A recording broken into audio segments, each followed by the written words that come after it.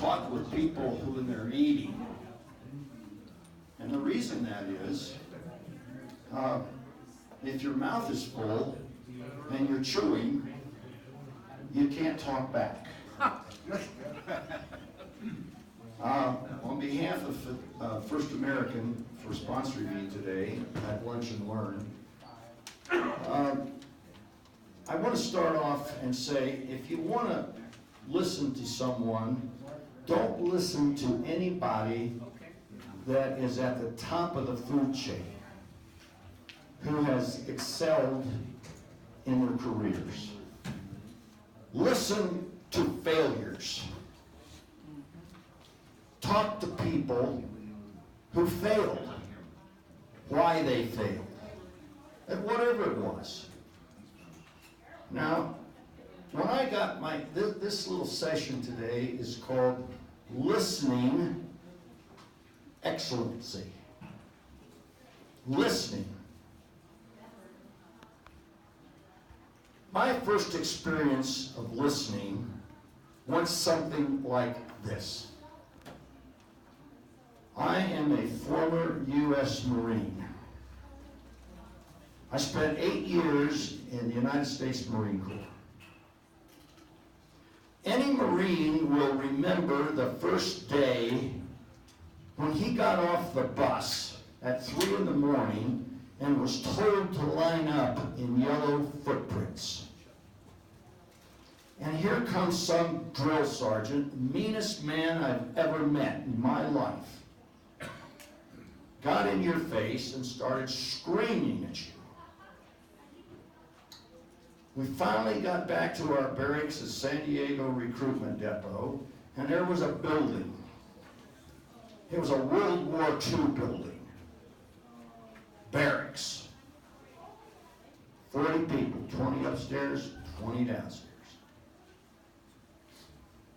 And the first thing at 4 o'clock in the morning or sometime, he said, now we're going to tell you how to get out of this building in case of a fire. It's called a fire drill. And the first thing he said was, listen up. Okay, don't have a choice. And he said this, when the fire bell goes off, you get up and put your brogans on. Those are boots. You get up in an orderly manner, and on the way out, take your top blanket, your GI military blanket, and wrap it around you. And he went through these things we had to do. The next night at 2 o'clock in the morning, the fire drill went off. Fire, fire, fire, everybody out. I got up and I ran to the steps and I went down the steps, and the first SOB to meet me was that sergeant. And there I stood with my skivvies on. And his hand came across my face about here, and I went flying from here to that wall. And he stood over me and he said, listen up. Where's your brogans? Where's this? Where's that?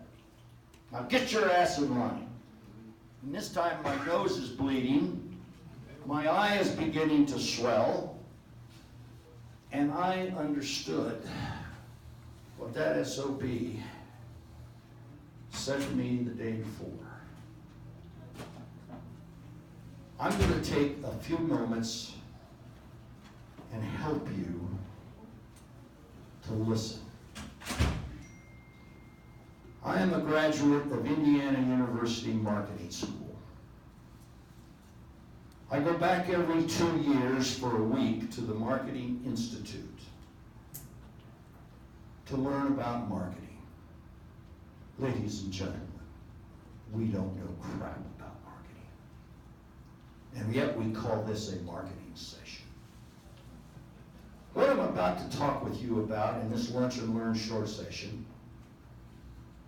is things that I failed. Well, at the Marketing Institute, I got to spend every year that I go back there when I was in school on listening techniques.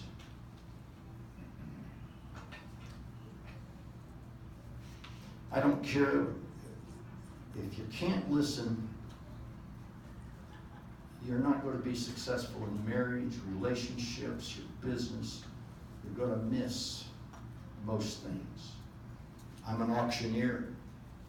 25 and a half, we're looking 32. We don't listen. Auctioneers talk. I went back and took it again. Failed it the third time, listening. A test. I want to know how I've been married 50 years. And my wife don't listen to me. If I could share with you the business I missed, the successful relationships I missed, the greatest things in my life and my time in business, if I could share with you all those, because I didn't listen, I'd be a multi-billionaire. We just don't listen. How many of you seen on TV recently a man sitting in, this is a commercial, and an older man sitting there and he's sanding some paper, and his son is sitting over there making something in a wood shop, and his son says, "Dad, I love you." Huh? "Dad, I love you." What'd you say? "Dad, I love you." Most of us at our age have hearing impairment. And we're too proud to go and get an aid. In this commercial is because he was pitching hearing aids cost too much money. That's because they do. They do. The second back of that commercial says, same position, the young kid says, "Dad, I love you." He didn't say anything. "Dad, I love you." And the old man said, "I heard you the first time." How many of you have ever seen that commercial? I want to start off by listening. If you can't hear, go get help. If you can't read, we go get glasses. If there's something wrong with this, we go get fixed. But if you're having trouble, aids of hearing, go get a hearing aid. Do you have one? No, but the VA's ready to give me one for this year. I didn't need them because I didn't hear anyways. Remember, I started off and said, I failed listening. All right. I don't care what business you're in. In our business, I know it very well. We talk about counseling, don't we? Have you counseled your client? Have you done this? And they give us a list of stuff to fill out. What's your address? And we go into these counseling sessions, and the problem with us, we're not listening. We're not listening to him, his partners, his wife, whoever it is. You know why? We're too smart. We're smarter than he is. We got all the answers. We know what's good for him. And I'm going to share one story, and then I'm going to ask you to take out your paper, and I'm going to give you 4 things that I promise you, if you practice, you will lead the field in listening.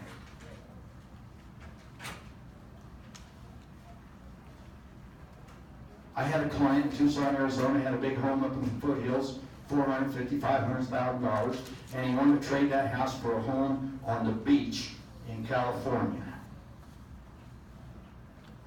3 market sessions, blah, found 5 homes. He went over there, his wife come back, didn't like the house because the tile was blue. Didn't have good enough view of the ocean, some crap.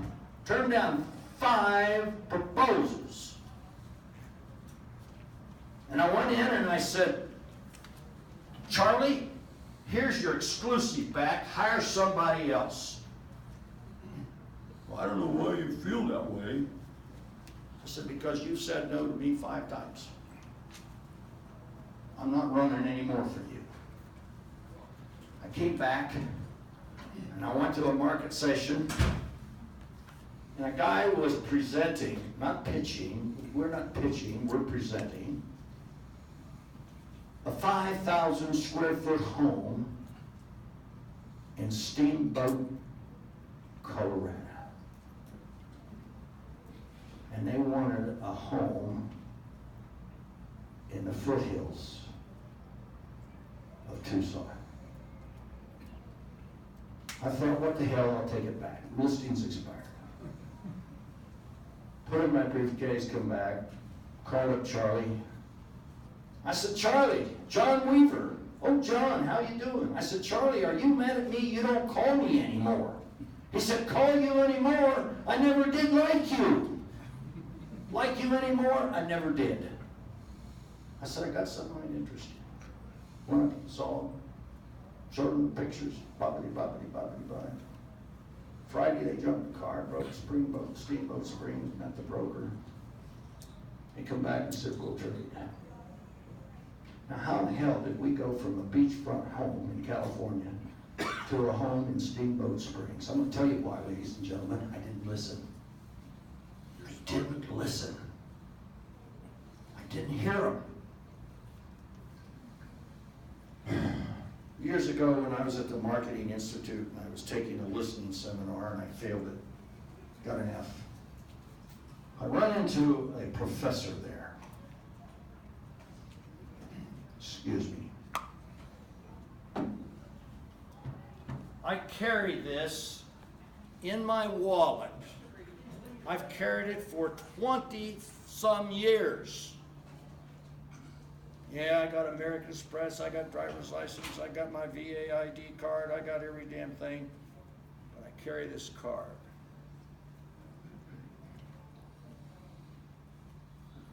Frank, is this card pretty well hathered? Or Tony? It's pretty bad, isn't it? I wouldn't leave home without this card. I'm not going to give you this card. But I want you to take out something that you will hold close to you and write. Listen up. Listen up.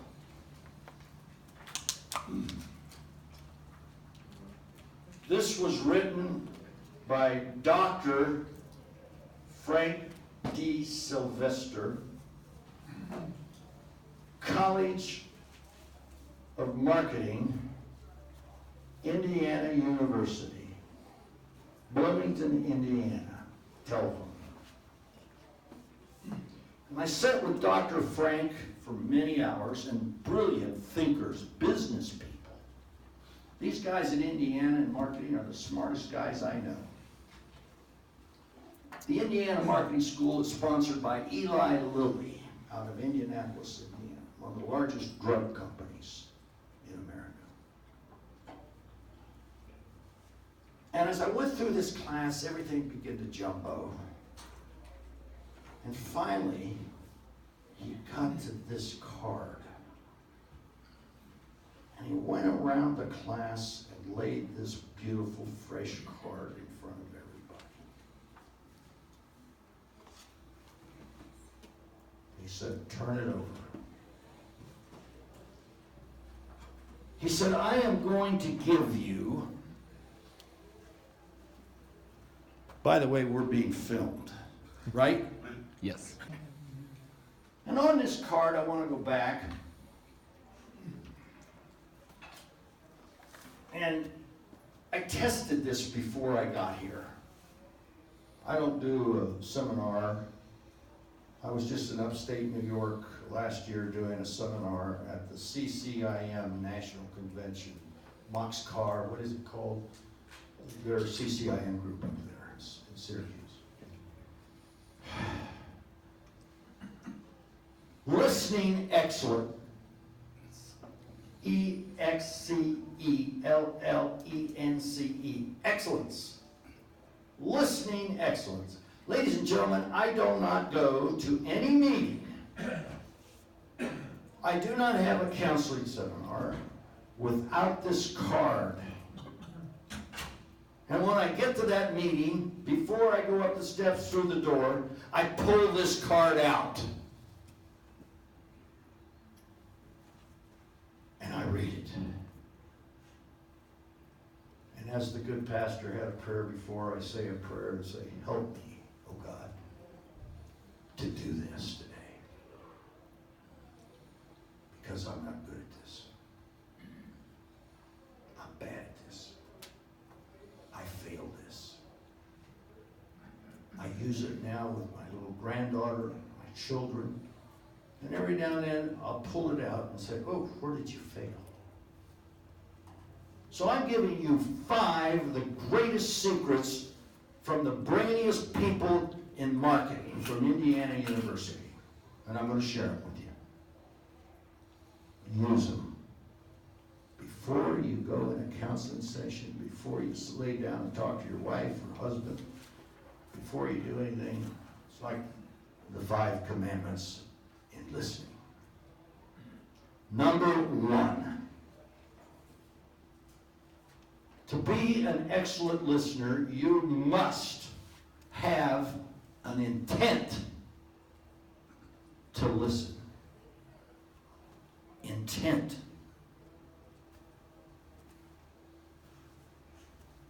Here's what I say to myself. I intend to listen in this meeting. It is my intention before I walk in there to listen. Intent to listen.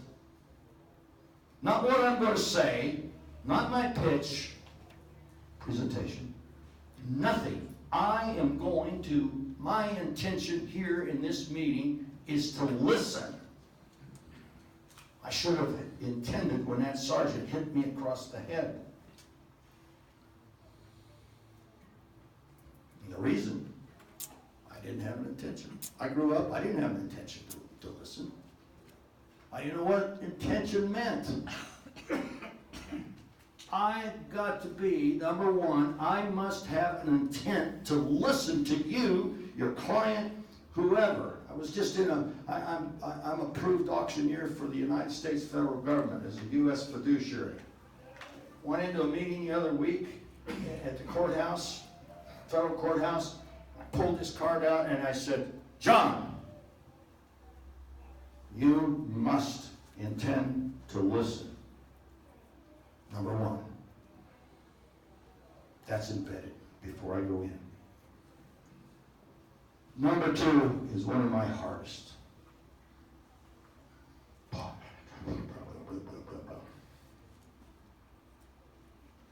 Number 2, concentrate. Concentrate. Oh, shit. Oh, my God. Concentrate. Concentrate on what? Concentrate on what they're saying. You must concentrate. Focus. Concentrate. And I'll get back to it and answer any questions on that. That's a tough one. Number 3. Control your emotions. Did you say I'm kind of emotional? Last time I'm an old gunnery sergeant. Emotions? I got them all, man. How do you control them? Well, if you intend to listen and you're concentrating, and you know you've got to control your emotions, do it. If you have to tie your hands behind your back, if you have to do something, but control your emotions. Because if you're not controlling your emotions, the other party knows it immediately. Oh, I didn't say don't get excited. Don't lose your attitude. Don't lose all this enthusiasm, your ambition. Control it. Control it. Number 4.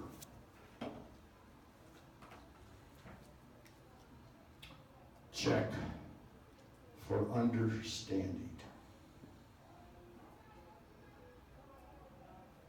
Here's where you cannot be afraid. Don't be afraid. Don't be afraid to ask ridiculous, stupid questions. In my seminars, I use Columbo. I don't know if you remember in my counseling sessions. You remember how I use Columbo?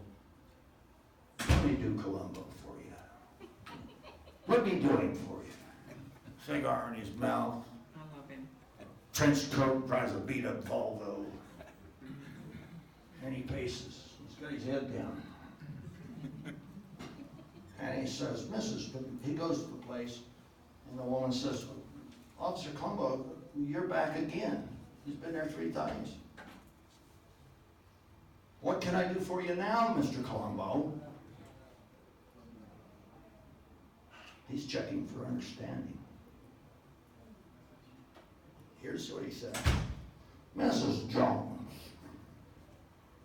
you told me last week, he pulls out a notebook, and you told me last week that the garbage truck came on Tuesday. That's right, officer, it does. Well, I remember that. I just want to check for understanding. Mrs. Jones, I sat in your alley all day Tuesday. The garbage truck didn't come on Tuesday. The garbage truck comes on Thursday. So how could you have destroyed those papers on Tuesday? You see, Mrs. Jones, you didn't destroy those papers. You didn't throw those papers away. What was he doing? He was asking critical, dangerous.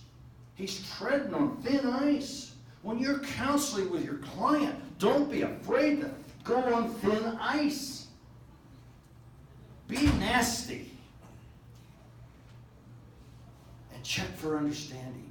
And when you check and ask the question, did I understand you to say, no, that's not what I said. So when you're checking for understanding in your counseling session, or your wife in an argument, or your kid, or your partner, or whoever, say, Tony, did you just tell me that we had to be someplace at 4 o'clock? That's what I told you, John. I just want to make sure. I just want to make sure. I want to make sure I understand you right, Marvin. Did you say Marvin? Yes. I told you that once. Let's play it again, Sam. Check for understanding. So I can hear it again, and again, and again. Be critical. Critical questions. Last but not least, I'm pretty fair at this. To be a good listener, use memory aids. Number 5, use memory aids.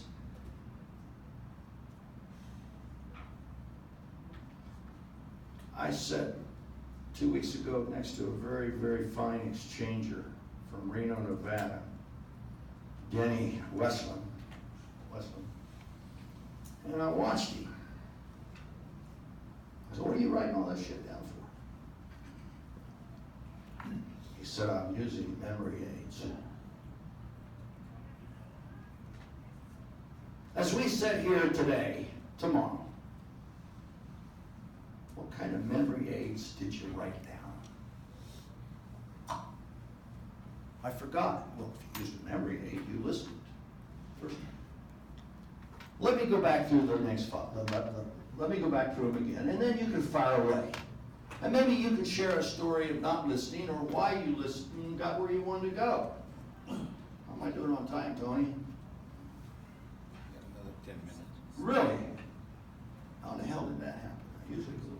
Let me go back over them. Listening excellence. Number 1, intent to listen. Number 2, concentrate. Number 3, control your emotions. Number 4, check for understanding. Number 5, use memory aids.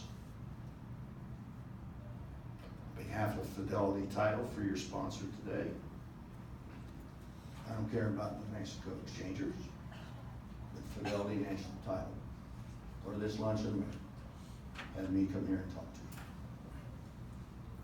I hope I gave you something that you can use. Forget real estate formulas. Forget all that crap. Forget, well, it's located over here and it's down here. No, it's over here. We just wasted 5 minutes of your bitch. I want to listen to you. I want to listen to who your client is or who you think he is. That doggone real estate ain't going to go through the pearly gates of Fidelity National Title and close. People are. Not you. Remember I said I hate real estate, but I love the dummies who own it. If I wouldn't have gotten the auction business 20-some years ago, I'd have got out of the real estate business. And as an auctioneer, I'm a bad listener. I'm a big talker. I'm full of bullshit. And I want to share it with you when I should be listening to you. I should be listening to you. I have a problem with it. I failed listening, Excellence. I still feel it. But I'm telling you, if you follow these 4 things that Dr. Sylvester said, I saw him take an exercise number close. He took our class and he cut it group 1, group 2, group 3, group 4. And he says, I'm going to read you a story. I want you all to listen to it, except you, group 1. You go outside, and you're going to come back in just a moment. Now go down in the courtyard for beautiful Indiana University. And he said with group 2, 3, and 4, and he read this great success story. Names, dates, places, who, where, what, when, and why. He read it. And he asked the group, 2, 3, and 4, is there any questions of what I said? No. So he then took this group and he brought group 1 back in. He said, would you tell the story to group 1? Sure. The spokesman of the group spoke up, blah, blah, blah, blah, blah. Then he said to the group that didn't hear, why don't you tell these people what was said? And within 5 minutes, the whole class was laughing because it wasn't even close to what the man wrote. And it got worse as each group went on. The who's, the what's, the when's, the where's, and the why's. You all failed it. I'll come back next year, I hope. And I'm going to maybe look at somebody and say, what was number 1? Huh? I didn't hear you. Okay? I love real estate exchanging. I love it. They ought to put me in jail for all the money I made in exchanging. And I hope this lunch and learn, I leave you with just a few things that'll help you counsel, that'll help you in your relationships with your partners, your friends, your wife, and your family. Thank you very much for putting up with me, and thank you for listening.